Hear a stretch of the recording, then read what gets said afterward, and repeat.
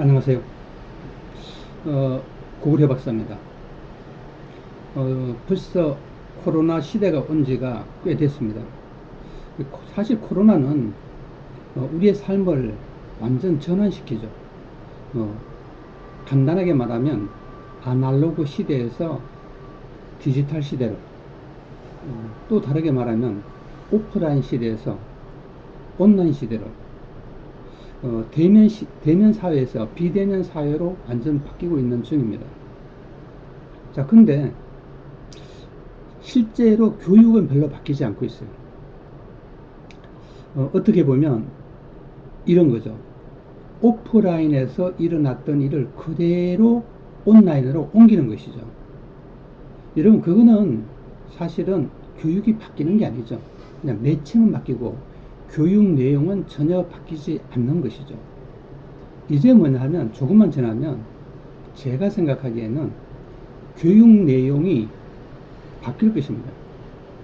다시 말하면 온라인 시대의 교육, 디지털 시대의 교육, 4차 산업 시대의 교육은 스타일이 달라지는 거죠. 한마디로 말하면 기능적 교육이 아닙니다. 암기식 교육이 아니라 뭔가 창의적인, 창조적인 아마 생산을 위한 그런 교육이 될 것입니다. 어쨌든 최근에 코로나 때문에 학교의 미래는 굉장히 불투명해지고 있습니다. 먼저 대학을 한번 살펴볼 필요가 있습니다. 존속될 것인가 소멸될 것인가 하는 극단적인 어떤 내용보다는 어떤 변화를 한번 살펴볼 필요가 있습니다. 한 예를 들어 볼까요? 지금 대학생들은 불만이 굉장히 많습니다. 왜? 배운 건 없는데 등록금은 똑같아요. 이게 학생들의 소비자의 생각입니다. 그렇지만 또 다른 편에서 학교는 전혀 달라요. 우리 학교는 오프라인에 모든 준비를 해놨는데 거기다 플러스 온라인까지 해야 된다. 너무 힘들어. 이중고를 겪는다. 이렇게 이야기를 할 수 있습니다. 이게 뭐냐면 대학의 생각입니다. 근데 학생들은 이제 이런 식으로 흘러가면은 학교를 전혀 다른 식으로 선택할 거예요. 예를 들면 휴학이 증가할 것입니다. 휴학이 증가하면은 일단은 대학에서 굉장히 경제적 타격이 오고, 그 다음에 이제 취업이라든지 모든 과정도 시스템이 변하게 될 가능성이 많습니다. 그래서 대학은 두 가지 이유예요. 하나는 대학의 가치가 점점 감소하고, 두 번째로 보면 학생 수가 줄잖아요. 그래서 대학은 점점 약화된다. 최소한도 소멸은 하지 않더라도 최소한도 약화된다. 자, 이런 기간이 이제 문제가 되는데, 지금 대부분의 전문가들이 뭐냐면 코로나 시대에는 최소한도 2년을 가지 않겠는가 라고 이야기합니다. 물론 이제 치료제를 박차를 가합니다. 아무리 박차를 가해도 그것이 대량으로 생산되어서 모든 사람을 치료하기에는 쉽지 않습니다. 그다음에 또한 뭐냐면 외국이라든지 이런 데서 유입되는 그 코로나가 적지 않기 때문에 그 모든 것을 감당한다는 것은 쉽지 않습니다. 그래서 어쨌든 2년에서부터 한 5년 사이에 굉장히 심각한 변화가 생길 것이라고 예측할 수 있습니다. 자, 그 다음으로 이제 뭐냐면 고등학교 문제입니다. 이런 고등학교에서는 이제 지금 최근에 쟁점이 되고 있는 게 뭐냐면 재학생들하고 재수생들이 누가 더 유리하냐 하는 문제와 관련해서 재학생하고 재수생의 입학 비율을 맞춰야 된다, 이런 말을 하고 있습니다. 참 상당히 있잖아요. 언뜻 들으면 굉장히 그럴듯한데 굉장히 위험할 수 있습니다. 자, 예를 들어 볼까요? 고3도 반대를 해요. 왜 반대하냐? 1학년, 2학년 때 내신이라든지 모든 것을 착실히 준비한 학생들은 거부하겠죠. 왜? 나는 지금 꼼꼼하게 모든 걸 지금 코로나 중에서도 스펙을 쌓고 있는데 어떻게 갑자기 그런 이야기를 하느냐. 실제로 이제 특히 수시는 뭐냐 하면은 재학생들이 훨씬 유리하죠. 재학생 중심으로 이루어지는 게 이제 수시입니다. 재수생들이 어떠냐? 수시에 실패해서 정시에도 실패하고 수능으로서 어떤 만회를 해보려는 그런 자세를 갖고 있는 게 일반적인 재수생의 기본적인 자세입니다. 근데 재수생도 이제 또 이걸 비율로 하자면 불만이 많죠. 그래서 결국은 뭐냐면 이게 1년이 아니고 내년에 또 문제가 발생하죠. 그러면 내년에 어떻게 돼요? 그럼 결국은 뭐냐면 내년에 2학년, 1학년도 만약에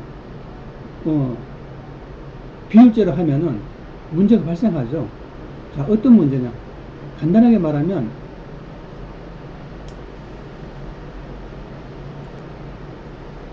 여러분 학종이 소멸될 가능성이 있습니다. 만약 그런 식의 태도를 취하면 예를 들면 스펙이 필요 없다. 그럼 갈 수 있는 게 뭐밖에 없나요? 내신이에요. 플러스 그 다음에 이제 정시에서는 수능이죠. 그러면 학교에서는 만약에 스펙이 거의 사라지고 그럼 볼 수 있는 건 뭐밖에 없습니까? 시험밖에 없잖아요. 그러면 많은 학생들이 결국은 자퇴할 가능성이 굉장히 많죠. 여러분 자퇴를 하면은 지금 이제 우리가 말하진 않지만은 이런 생각을 하는 거예요. 학교보다는 학원이 수능 준비엔 훨씬 유리하다. 이런 생각을 하는 거예요. 그 다음에 또 하나의 기본 논리는 뭐냐 하면은 학교는 전인 교육을 시키고 암기 교육을 시키지 않고 학원은 암기 교육을 시킨다 하는 게 일반적인 생각인 것 같아요.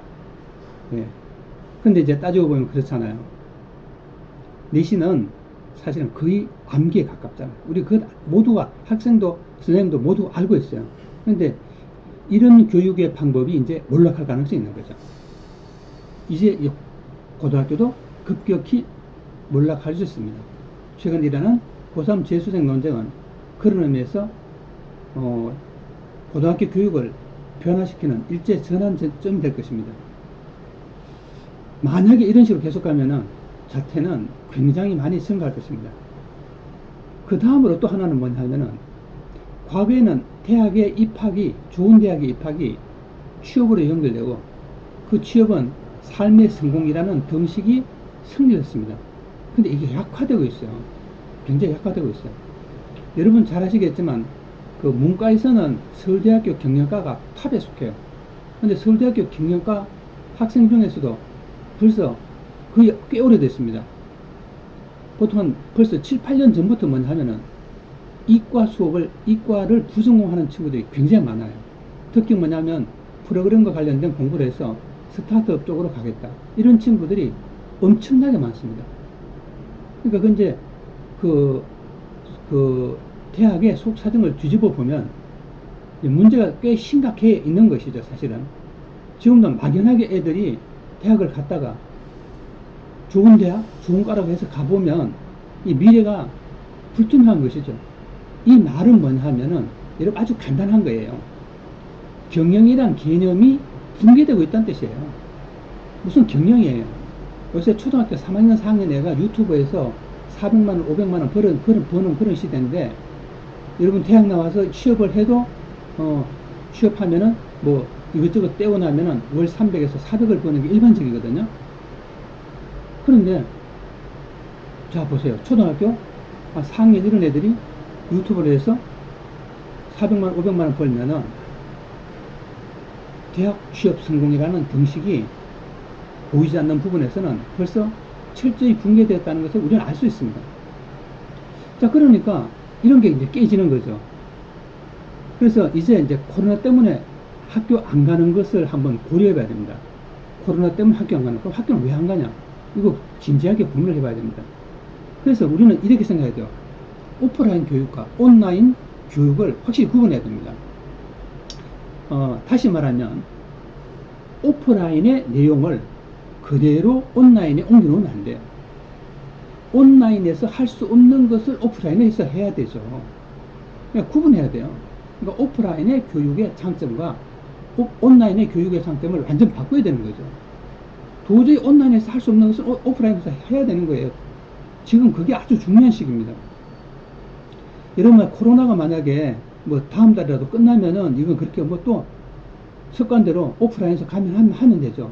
여러분 효율적으로 해야 되잖아요. 그러려면은 오프라인의 수업의 특징과 온라인 수업의 특징을 확실히 구분해서 바꿔야 됩니다. 특히 뭐예요? 여러분 오프라인에서 암기식 교육, 주입식 교육, 전달식 교육, 이런 교육은 온라인에서 다 이루어질 수 있잖아요. 그런 것은 과감히 폐기하는 거예요. 그래서 학교 선생님은 뭐냐면 온라인 수업에서 도저히 할 수 없는 것을 저는 해야 된다고 생각합니다.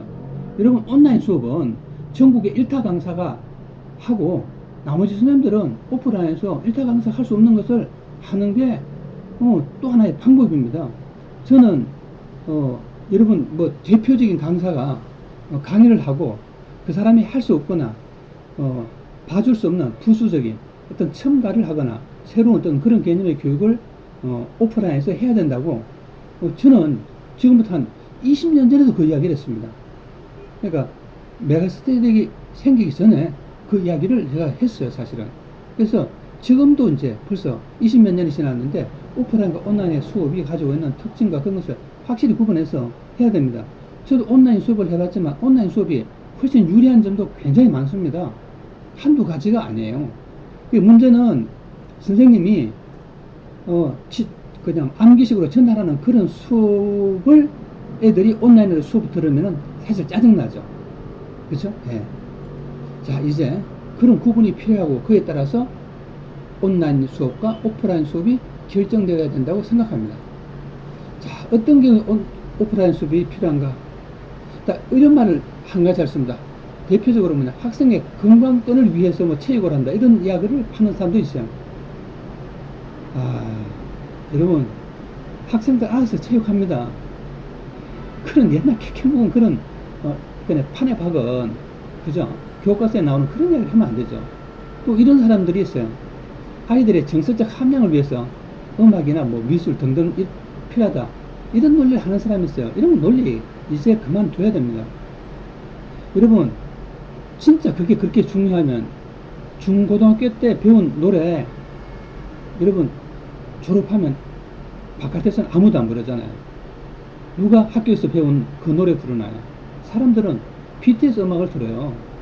이제 학교에서 가르치는 것은 좋은 것이고 사회에서 가르치는 건 정말 나쁜 것이다, 이런 이분법적인 윤리 판단은 버려야 합니다.